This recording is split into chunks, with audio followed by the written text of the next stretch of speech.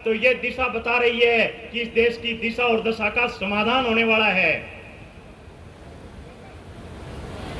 साथियों,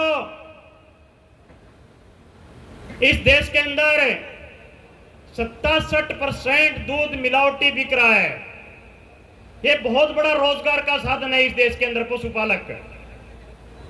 80% दूध प्रोडक्ट मिलावटी है। मैं दूध का प्रथम क्रेता और अंतिम विक्रेता हूं। जब दूध 800 रुपए किलो में जो पशुपालन करता है उसके घर में अवेलेबल नहीं हो पाता, तो देसी घी के नाम पर जो 300 रुपए 400 रुपए किलो बिक रहा है, वो कौन सा घी है?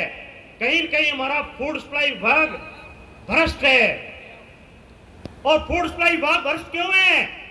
इस देश की सरकारें भ्रष्ट है। उन भ्रष्टाचारियों को हमें बदलना होगा। दोस्तों, सबसे पहले कदम आंदोलन की बात करता हूं। तो एक आंदोलन हुआ जेपी आंदोलन, और उस आंदोलन को इतिहासकार आजादी की दूसरी लड़ाई बोलते हैं। और दूसरा आंदोलन अन्ना हजारे के नेतृत्व में हुआ। तो किसी से छिपी हुई बात नहीं है, मैं नाम नहीं लेना चाहता, लेकिन एक बात मैं दावे से बोलता हूं कि इस देश में ईमानदार राजनीति की शुरुआत हुई तो उस अन्ना हजारे आंदोलन के बाद हुई। पहली बार इस देश के चुनाव में शिक्षा की, चिकित्सा की, रोजगार की बातें हो रही थी। मैं पंजाब इलेक्शन को पूरे को देख रहा था, तो यह उस राजनीतिक आंदोलन की विचारधारा का परिणाम था। और अब मैं बोल रहा हूं कि तीसरा आंदोलन होगा जो जेपी आंदोलन और अन्ना हजारे आंदोलन की याद को शायद रिकॉर्ड तोड़ देगा कि इस देश में राष्ट्रीय रोजगार नीति बनेगी और हर हाथ को काम मिलेगा। और जब देश रोजगार युक्त होगा तो शायद मेरा देश पूरी दुनिया का विश्व गुरु, ये बोल रहे हैं विश्व गुरु बना रहे हैं, मैं बोल रहा हूं पूरी दुनिया का सिरमौर देश होगा।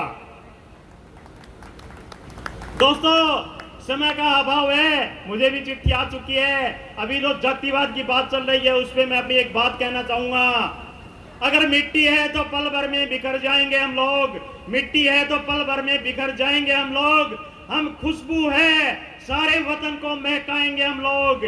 हम खुशबू है, सारे वतन को महकाएंगे हम लोग।